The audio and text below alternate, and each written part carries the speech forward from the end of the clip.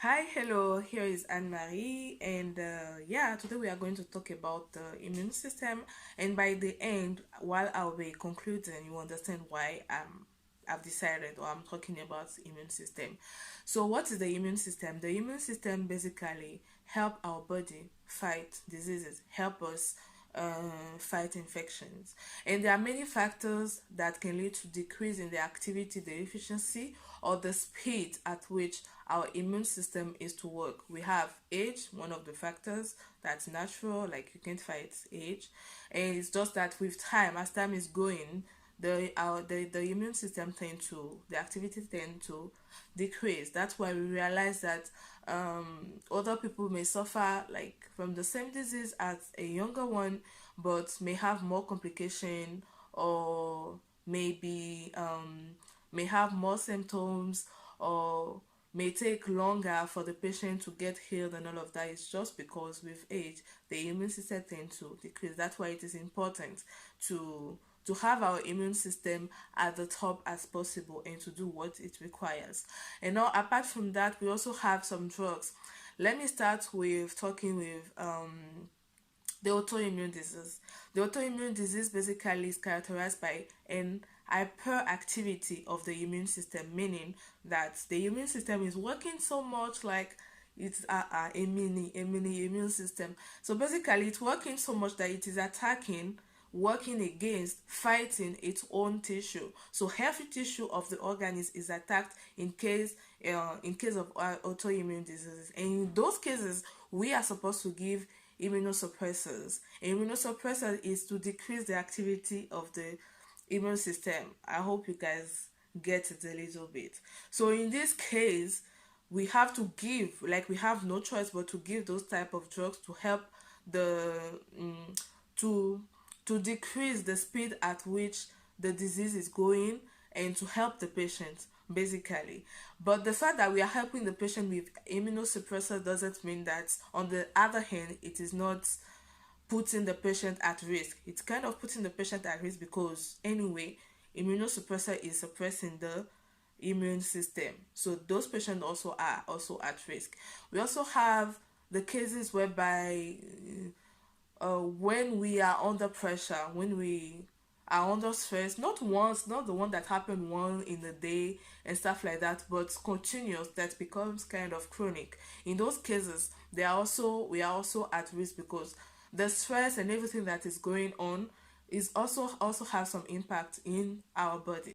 So yeah, patients who drink a lot, who smoke a lot, also are at risk to have their to see their immune system going down. And basically, smoking and drinking, it's they are very related to many pathology. That's why if you have the possibility, like just try as much as possible to just get rid of them. Yeah. So those are a little bit of the factors that affect our immune system negatively. Of course, there should be more and more, but those are the few ones that we are going to talk about. And as we will start talking about what to do to boost your immune system, we are also going to understand that from there also there are some other different points that lead to decrease of the immune system. So now, without wasting much time, let's go to how we can boost our immune system. Okay, depending of the state of health of the patient, there are some immunostimulants that are prescribed by the doctor and that have to also to be taken with precaution. And we are not going to talk about those ones. We are just going to talk about the natural ways that we can go to help boost our immune system, like natural thing. No need to go to the drugstore or whatsoever. So the first thing, those are factors. The first thing is to have good sleep. Yes, your sleep is very important. There is a reason why for medical students we have melatonin and serotonin like at different parts of the day. It is for a reason. That's why your sleep is very important.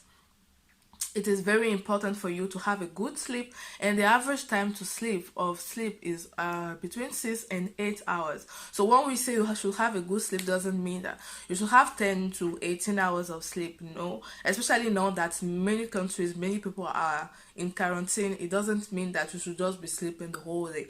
Too much of everything always lead to something that is not that good. So just the average to have a good sleep. And the other thing is to avoid stress as much as possible. I know that situation come and all of that, but as much as possible to avoid stress, not only for your immune system but for many other things. Like, it's good to have your peace, and if it is very very difficult, go to daddy, pray to him, like, so that he helps you ease, he's going to give you that peace that you really need. And the third point we are going to talk about is sport. Yeah, sport is very important, not only for people who want six packs, flat tummy.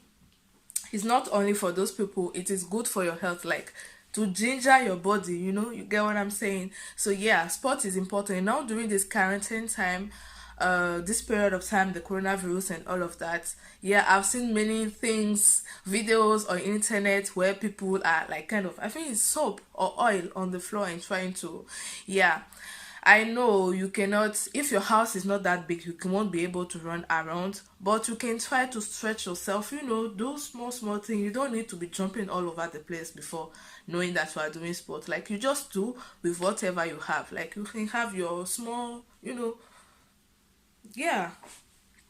And the next point we are going to talk about, it is your food. What do you eat? It is very important to balance, like fruits and vegetables. If you are like me, that you are not really a I wanted to say fruity.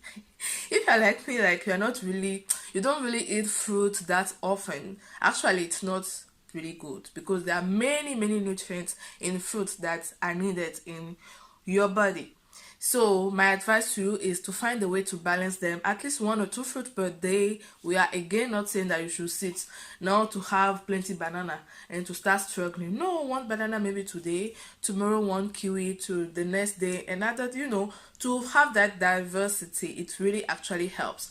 And now, especially to boost the system, now we have some simple small juice, that you can make. Like, you can use the citrus fruits.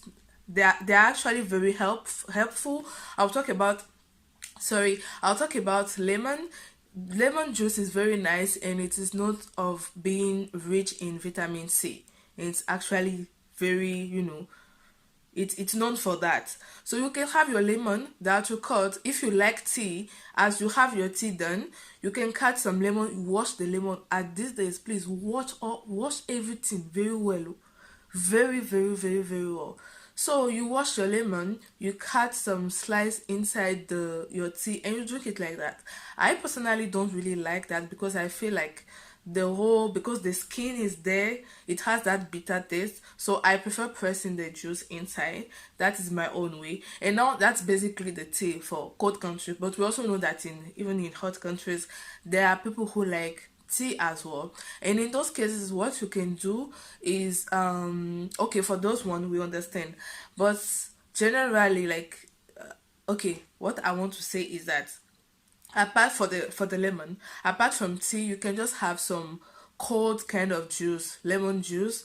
You have your, and too much of cold drinks also is not good. So you have your lemon, you press your lemon, you add a little bit of cold water, or some just tap water, not tap water, mineral water. You add to it. You can some ice cube inside, not every time, but yeah, and you just drink it. And now the thing is that, like that, it can feel like it's just plain like that. It's going to be sour. You can add not sugar but honey, and natural honey, not those fancy honey with I don't know what flavor whatsoever. Make sure it is natural honey, and we all understand why it has to be natural, because all those things added, like, we don't need them.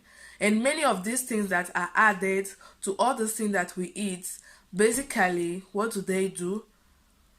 They kind of they kind of bring another load of work on the organism, because there are many things that now the body is supposed to break down to know how to metabolize or whatsoever to break down and everything. So natural as much as you can. I know that this is it's a little bit complicated. Like even ananas juice, you see what's written on it, to be like, where is the ananas inside this juice now? So as much as you can. And yogurt as well, the natural yogurt, and for the sweet taste you can as well add some honey. Apart from lemon yogurt, we have ginger, we have garlic. Okay, with garlic is a little bit complicated because it has that smell, like the breath literally small, but you can find your way. It's not necessarily in juice that you can have it. Like you can have just some special way to add. You can chop it, add it to maybe a small juice or a small tea, like not that you chew it literally. Ginger also is kind of a little bit hot. You make the juice, so you can add some water. You can add some water to it, and also honey. I personally, it's not like I'm really advertising for honey. I personally also don't really like honey. Okay, I didn't like it because I found it too sweet. But with lemon, that sour and sweet taste together, it's really nice. So those are few things that you guys can do, we can do to boost our immune system. We don't want to wait for any infection or anything to come to us before we do what we are supposed to do. So these are just little things that we can do to kind of our like to ginger our body, so that if anything come, our body will be able to fight itself like easily, without any other help of drugs, or even if it has just had to enter into the picture, like the body also is capable to help the body. Yeah. So yeah, that's basically it. This is my first video. I hope you guys would like it. If you have any question, you can comment, like, subscribe, share, and take care of yourself. And we keep praying that all these things, coronavirus or whatsoever, is going to pass. By the grace of God, it is going to pass. But again, all those advices, all those things that we've discussed, it's not necessarily, it's not proper, like it's not like it is for coronavirus. Generally, to have a good health, to be fit, like to have your body gingered and everything, all those things are important. And I think they are not difficult, and they are not expensive. Lemon, ginger, and all of those things. So let's keep the hygiene. We know that we have to wash our hands as we are coughing. We know that we are going to cough, how to do it. It is to avoid our fingers being in touch with any secretion or anything that may carry it, because when you want to maybe scratch your nose or your mouth or your face, you don't scratch it with your how to call this part, your elbow. Yeah, you scratch it with your hands. So literally that one is understandable. That's the reason why that's the reason why you have to it's kind of, we are protecting our hands, preventing our hands from getting in. So clean your hands as much as possible and take care. The Lord is with us, and bless you. Comment, share, like. Till next time.